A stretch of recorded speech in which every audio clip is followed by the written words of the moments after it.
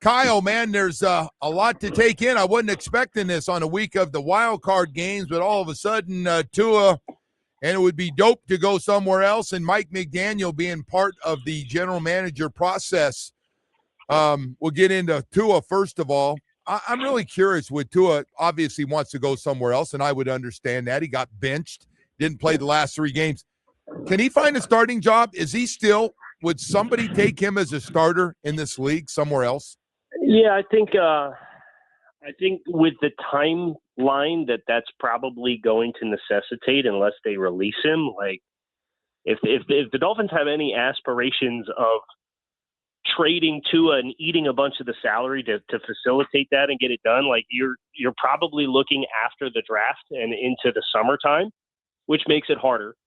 So I think his odds of finding somewhere to be a starter would involve the Dolphins kind of throwing their hands up, doing the post-June 1st cut that they could designate at the beginning of the off-season calendar, and then kind of picking his spot. And I think if you're a team, I don't know, like I watched Carolina try to win the division on Saturday and watched Bryce Young, right? And that's a spot where there's obviously some parallels with the strengths and weaknesses.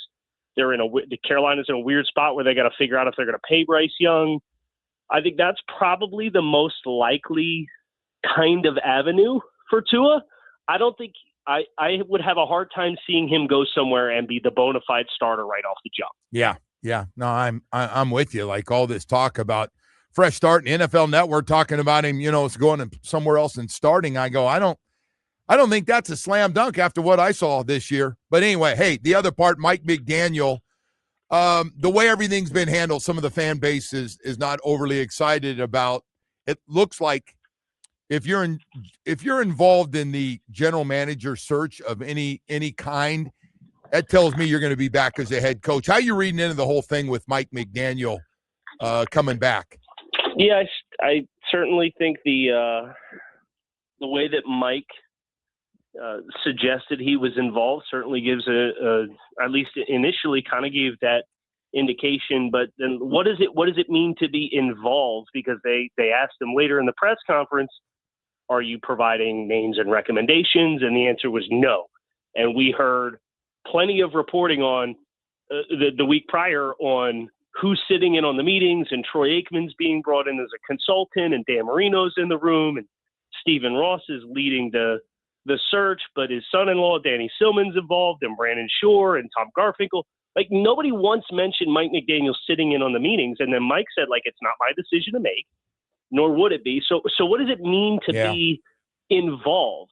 You know what I mean? And that's the question that I have is I would have loved to at least get the follow-up clarity of, like, are you sitting in on the interviews? Because there was no reporting that he is, and he's not procuring names. And then kind of when he got a follow-up on it, he said, 20 years closed circle connection of people.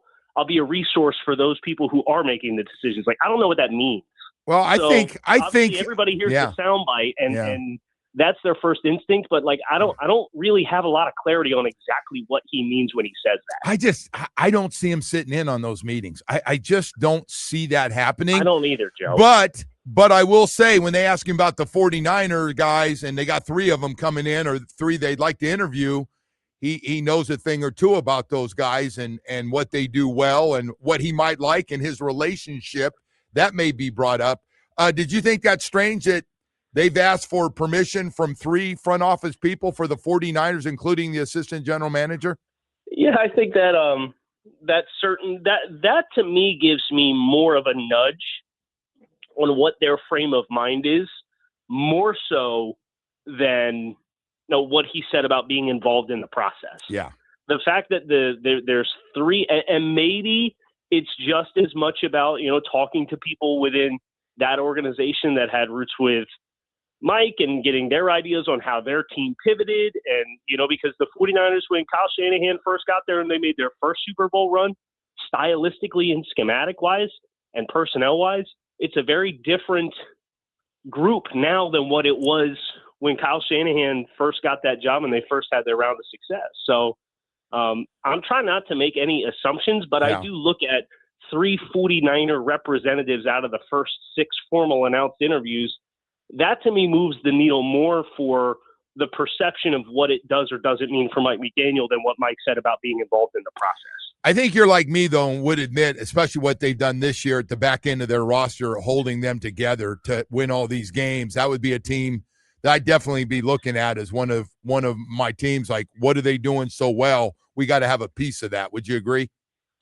Yeah, I think that's the case with all of the candidates that they requested, with Green Bay, with the Rams, with John McKay, and Green Bay with John Eric Sullivan, and the three guys from San Francisco.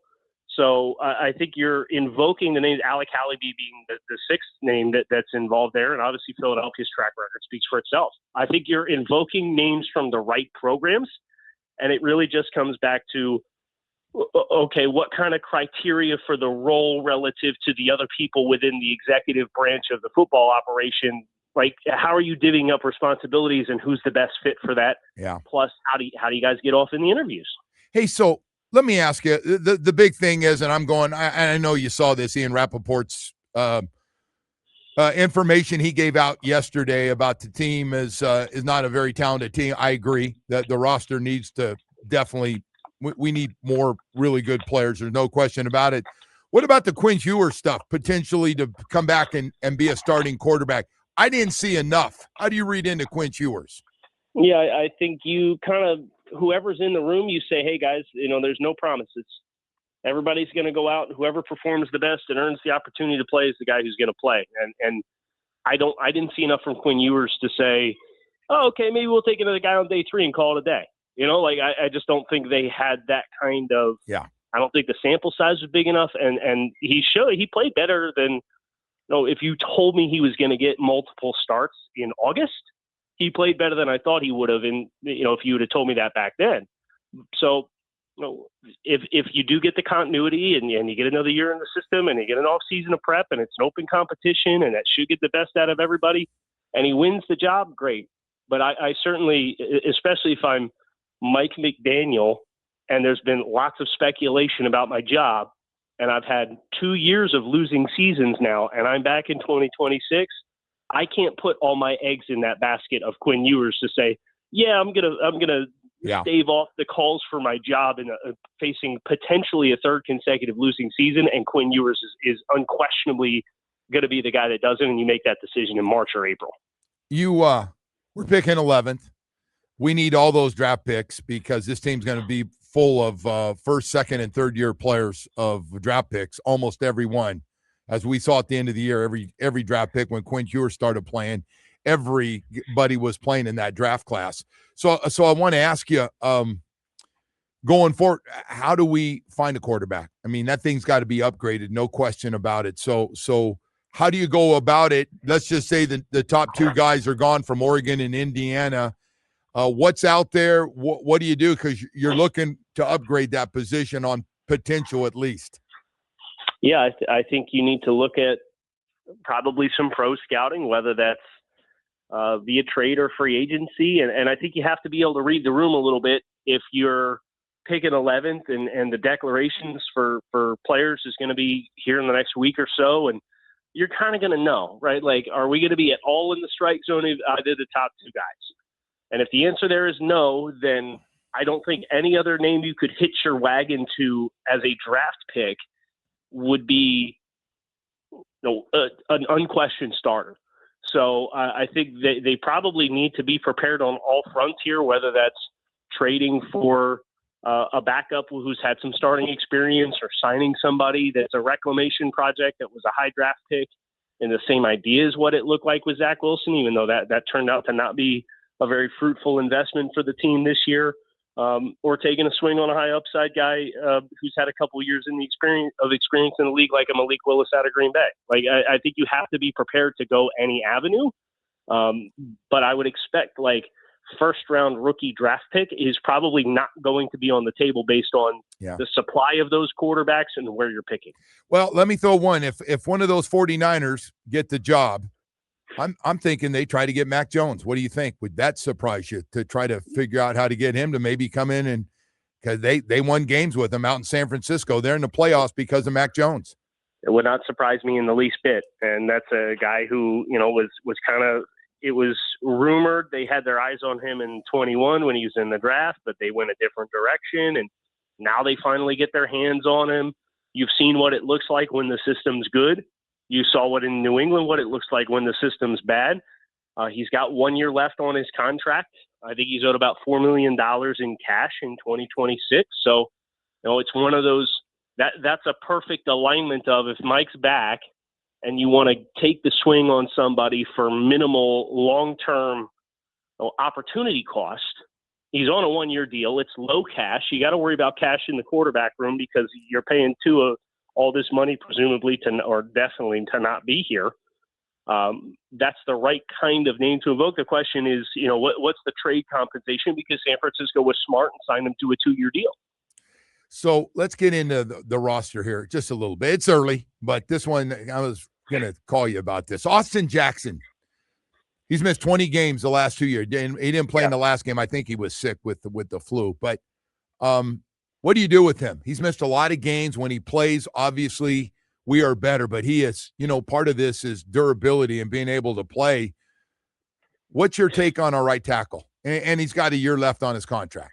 Yeah, he's got 1 year left on his contract. It's a pretty fair market price point for a quality starting right tackle. But it's that, what are we paying versus how often are we getting it conversation. And I think there's going to be a number of conversations for Miami, especially as they look to move on and take their medicine on the Tua contract and move on there. You're probably going to have to make some concessions elsewhere on the roster for your cash spend. How much cash are you spending and how much of that is cap that you're paying this year. There's going to be a lot of the cap that's on guys that are not on the roster. Do you cut more cash to prevent rolling more cap into future years so that you can have some flexibility and get through this ugly year of the salary cap? That's the conversation that I think Austin Jackson's name gets invoked into, because from a player and talent perspective and even a price perspective, there's things to like. But when you put it through the lens of where the entire team is at, that's where I think it becomes more likely that you potentially move on. The guy that was supposed to play next to him, for me, I cut him right now. James Andrews, as soon as I can. What's your take on him? Yeah, really disappointing, kind of odd situation, right? He's coming off a season-ending injury last year. He's fully participating in training camp and the preseason. There's no limitations. First series of the season goes down. It's reported after the year. It's a pec, but he didn't tear it. It's going to be a couple weeks. Right. Maybe he's on IR. Maybe he's not on IR. We don't see him all year. Not all year. We get one of those a year, by the way. That was our one. Well, Eichenberg too, but that was the main one. So I agree with you.